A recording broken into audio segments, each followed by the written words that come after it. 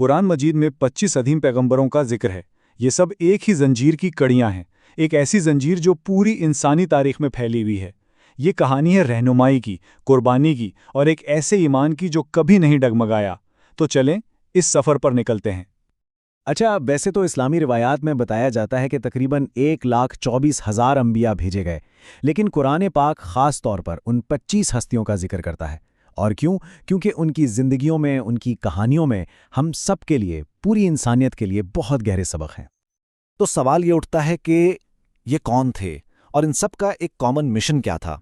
हम देखेंगे कि ये तमाम पैगंबर, चाहे वो किसी भी ज़माने में आए, एक ही पैगाम लेकर आए थे।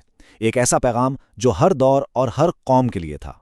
हम इस पूरी कहानी को 5 हिस्सों में देखेंगे। सबसे पहले बात होगी नबूवत के सिलसिले की, फिर हम मिलेंगे इंसानियत के पहले रहनुमाओं से, इसके बाद हज़रत इब्राहीम की अजीम मिराज को समझेंगे, फिर देखेंगे कि बनी इसराइल के लिए क्या हिदायत आई, और आखिर में बात होगी इस सिलसिले के आखिरी रसूल की। तो आइए शुरू करते हैं पहले हिस्से से, नबूवत का सिलसिला, यानी एक ही पैगाम लेकिन पैगंबर कई। और वो पैगाम क्या था?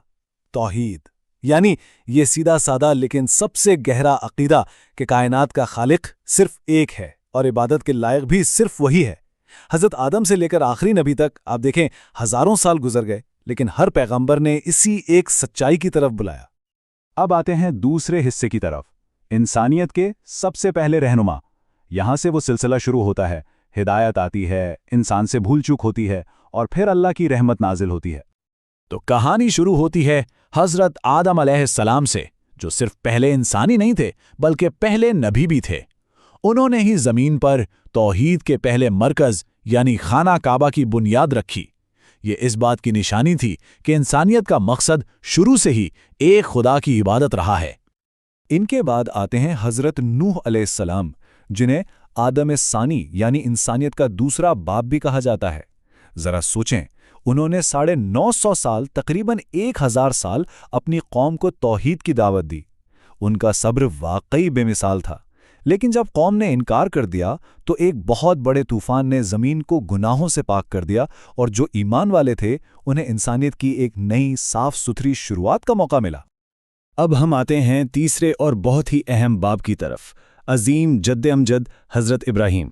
ये वो मरकज़ी शख्सियत हैं जिनकी मिरास ने तारीख़ का धारा ही बदल दिया। उन्हें खलीलुल्लाह का लक़ब मिला, यानी अल्लाह का दोस्त। ज़रा सोचें, वो अकेले अपनी पूरी कौम की बुत परस्ती के खिलाफ खड़े हो गए, और इस जुर्रत की सज़ा क्या मिली? उन्हें एक दहकती हुई आग में फेंक दिया गया। लेकिन फिर एक मौजज़ा हुआ। अल्लाह के हुक्म से वही आग उनके लिए ठंडी और सलामती वाली बन गई, जैसे कोई बाग हो। हज़रत इब्राहीम की मिरास बहुत ही गैर मामूली है। उनके 2 बेटों से नबूवत की 2 बहुत बड़ी शाखें निकलीं। एक तरफ उनके बड़े बेटे हज़रत इस्माइल, जो अरबों के जद्द अमजद बने, और इन्हीं की नस्ल से आखिरी नबी हज़रत मोहम्मद सल्लल्लाहु अलैहि वसल्लम तशरीफ़ लाए, और दूसरी तरफ उनके छोटे बेटे हज़रत इसहाक, जिनकी नस्ल से बनी इसराइल के नबियों का एक लंबा सिलसिला चला। तो अब चलते हैं चौथे बाब की तरफ। अब हम ख़ास तौर पर बनी इसराइल को भेजी गई हिदायत की बात करेंगे। ये नबूवत का एक तवील सिलसिला है। नबूवत की तारीख का ये दौर समझे एक सुनहरा बाब है, जिसमें एक से बढ़कर एक अजीम शख्सियात आईं। हम हज़रत यूसुफ के सब्र और दरगुजर की कहानी देखेंगे, हज़रत मूसा और फ़िरौन के टकराव का वाक़या जानेंगे, हज़रत दाऊद और सुलेमान की शान और शौकत वाली नबूवत और बादशाहत को देखेंगे, और आखिर में हज़रत ईसा की मौजज़ाती आमद पर बात करेंगे। हज़रत यूसुफ अलैहिस्सलाम की कहानी सब्र और माफ़ी की एक ऐसी मिसाल है जो कभी पुरानी नहीं हो सकती। सोचें, अपने ही भाइयों ने धोखा दिया, कुएं में फेंका, गुलामी की सख्तियां झेलीं, लेकिन जब उनके पास ताकत और इख्तियार आया तो उन्होंने बदला नहीं लिया, बल्कि क्या कहा? आज तुम पर कोई इल्ज़ाम नहीं, अल्लाह तुम्हें माफ़ करे।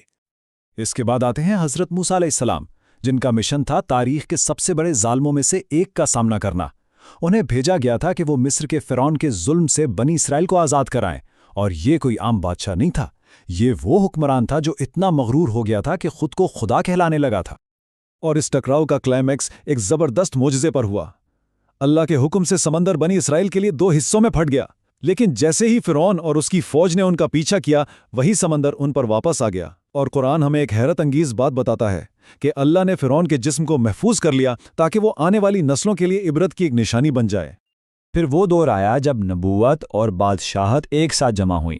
حضرت داؤد اور ان کے بیٹے حضرت سلیمان یہ اس بات کی مثال تھے کہ روحانی رہنمائی اور دنیاوی حکومت ایک ساتھ چل سکتے ہیں۔ خاص طور پر حضرت سلیمان کو تو اللہ نے ایسی طاقتیں دی تھیں جو کسی کو نہیں ملی۔ وہ ہواؤں، جنات، یہاں تک کہ جانوروں کو بھی حکم دے سکتے تھے۔ اسی سلسلے کی ایک اور بہت اہم کڑی ہیں حضرت عیسیٰ علیہ السلام۔ ان کی تو پیدائشی ایک معجزہ تھی۔ وہ بغیر والد کے پاک دامن حضرت مریم کے ہاں پیدا ہوئے۔ انہیں انجیل دی گئی تاکہ وہ توحید کے پیغام کو پھر سے تازہ کریں، لیکن ان کی قوم نے انہیں جھٹلا دیا، اور اسلامی عقیدے کے مطابق انہیں سولی نہیں دی گئی، بلکہ اللہ نے انہیں زندہ آسمان پر اپنی طرف اٹھا لیا، اور وہ قیامت سے پہلے واپس آئیں گے۔ اور اب ہم اس عظیم داستان کے آخری باب پر پہنچ گئے ہیں، 5واں حصہ، آخری رسول۔ وہ رسول جو کسی ایک قوم یا علاقے کے لیے نہیں بلکہ تمام جہانوں کے لیے رحمت بنا کر بھیجے گئے۔ یہاں نبوت کا یہ سلسلہ مکمل ہوتا ہے۔ حضرت محمد صلی اللہ علیہ وآلہ وسلم کی زندگی کے کچھ اہم ترین موڑ، مکہ میں آپ کی پیدائش سے لے کر غار حرا میں پہلی وحی کا اترنا، پھر مدینہ کی طرف وہ تاریخی ہجرت جس نے ایک نئی ریاست کی بنیاد رکھی، اور آخرکار اپنا مشن مکمل کرنے کے بعد آپ کا اس دنیا سے پردہ فرما جانا۔ ان کا سب سے بڑا معجزہ جو آج بھی ہمارے پاس ہے وہ خود قرآن ہے۔ سوچیں، ایک امی نبی یعنی جس نے کسی انسان سے لکھنا پڑھنا نہیں سیکھا، وہ ایک ایسی کتاب لے کر آئے جس کی گہرائی، جس کی حکمت اور جس کے الفاظ کا مقابلہ کرنے کا چیلنج 1400 سال سے دنیا کو دیا گیا ہے اور آج بھی قائم ہے۔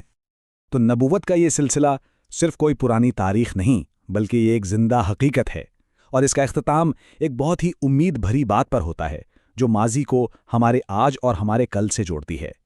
آپ صلی اللہ علیہ وسلم نے فرمایا تھا کہ آنے والے وقتوں میں ایسے لوگ بھی ہوں گے جو مجھے دیکھے بغیر مجھ پر ایمان لائیں گے، اور وہ میرے بھائی ہیں۔ یہ وہی ایک پیغام ہے، وہی ایک سلسلہ ہے، اور وہی ایک دعوت ہے جو حضرت آدم سے شروع ہوئی تھی اور آج ہم سب تک پہنچی ہے۔